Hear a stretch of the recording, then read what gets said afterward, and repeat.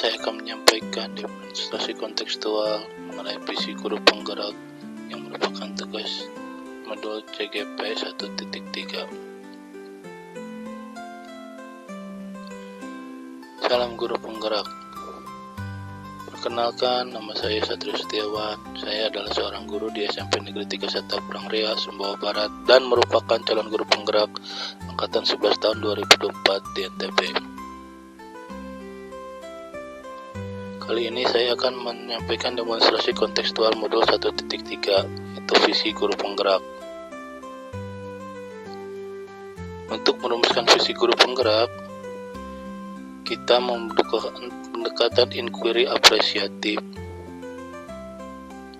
Inquiry apresiatif dapat dimulai dengan mengidentifikasi hal baik apa yang dimiliki sekolah untuk dijadikan aset awal, kemudian mencari cara bagaimana hal tersebut dipertahankan dan memunculkan strategi untuk mewujudkan ke arah yang lebih baik.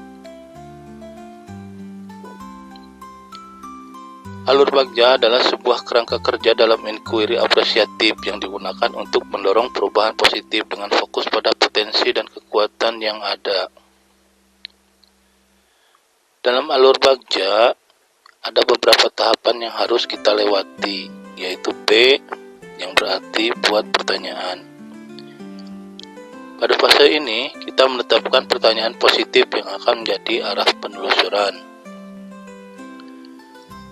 Kemudian yang kedua, ambil pelajaran. Pada fase ini kita mengidentifikasi dan menggali pengalaman positif serta keberhasilan orang lain untuk dijadikan pelajaran. Yang ketiga, gali mimpi. Pada fase ini kita menyampaikan narasi ideal apabila prakarsa perubahan telah terwujud. Kemudian pada jabarkan rencana, kita mengidentifikasi tindakan apa yang akan ditempuh untuk alur tersebut. Yang terakhir, atur eksekusi, yaitu mentransformasi rencana menjadi nyata. Apabila sudah melewati semua alur bagja ini, kemudian kita merumuskan kembali alur bagja yang lainnya, yaitu untuk visi yang lainnya, kembali ke buat pertanyaan, dan melewati alur tersebut lagi sampai ke atur eksekusi. Visi guru penggerak setelah saya merumuskannya yaitu mewujudkan peserta didik yang berkebinekaan, kreatif, berkarakter, agamis, dan reflektif dalam menghadapi tantangan zaman. Penjabaran komponen visi. 1. Berkebinekaan, itu menggambarkan profil Pancasila aspek keberkebinekaan global. Yang kedua, kreatif, menggambarkan profil Pancasila di bidang aspek kreatif. Ketiga, berkarakter.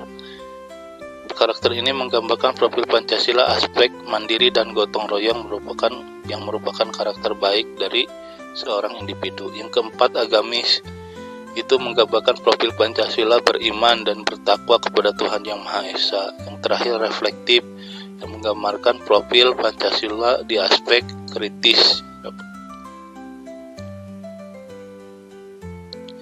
Prakarsa yang saya rumuskan dari visi tersebut meningkatkan kreativitas peserta didik melalui pembelajaran menulis mading.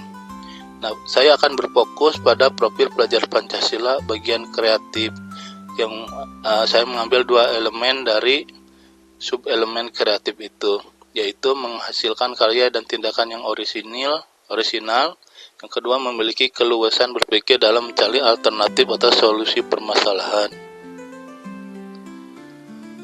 Alur bagja dalam prakarsa ini saya meningkatkan kreativitas peserta didik melalui pembelajaran menulis mading. Nah, ini alur bagjanya. B. Buat pertanyaan utama. Apa yang perlu dilakukan untuk meningkatkan literasi siswa terutama dalam hal menulis karya?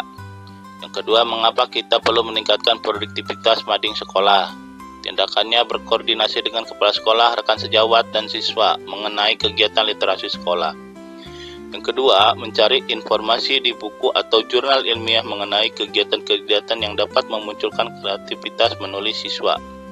Yang ketiga, mencari sumber dan aset yang bisa dipakai untuk kegiatan literasi dan mading sekolah di perpustakaan dan internet. Ambil pelajaran. Adakah guru yang berpengalaman dalam program mading sekolah? Yang kedua, adakah rekan yang berpengalaman dalam peningkatan literasi? Yang ketiga, buku genre apa yang menjadi minat siswa? Tindakan. Berkoordinasi dengan guru yang berpengalaman menjalankan program mading sekolah. Yang kedua, berkoordinasi dengan guru yang berpengalaman dalam menjalankan program literasi.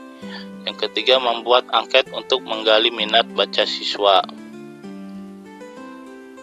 Yang ketiga, G. Gali mimpi.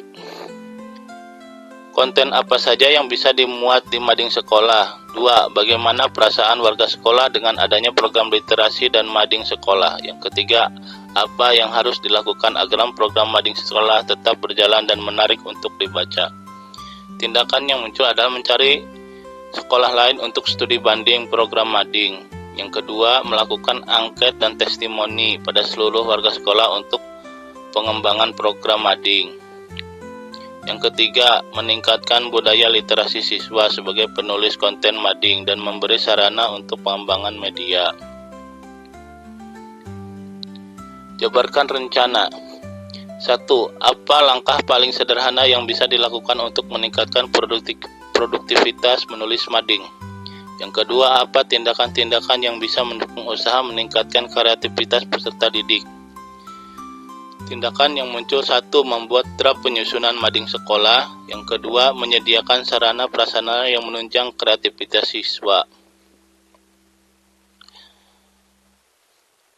Atur eksekusi. Pertanyaannya: 1. Siapa yang dapat dilibatkan dalam kegiatan? Yang kedua, peran apa saja yang dibutuhkan dalam keberlangsungan program kegiatan? Yang ketiga, siapa yang akan menjadi teman diskusi saat kesulitan melakukan usaha peningkatan kreativitas peserta didik? Tindakan yang muncul yaitu: 1. Berkoordinasi dengan kepala sekolah untuk pembuatan SK kegiatan. Yang kedua, menyusun deskripsi program pelaksanaan program dan deskripsi tugas dalam program tersebut. Yang ketiga, bergabung dalam komunitas sekolah dan antar sekolah yang berbasis proyek literasi dan mading, salah satunya dalam PMM. Demikian pemaparan dari saya. Semoga setiap langkah kita sekecil apapun menjadi pijakan menuju perubahan positif yang lebih besar. Dengan menghargai kekuatan dan potensi yang ada dalam diri kita dan di sekitar kita, kita bisa menciptakan dunia yang lebih baik dan bermakna bagi semua. Tetaplah berani bermimpi, bijak dalam bertindak, dan tulus dalam memberi. Terima kasih. Sampai jumpa di tugas berikutnya.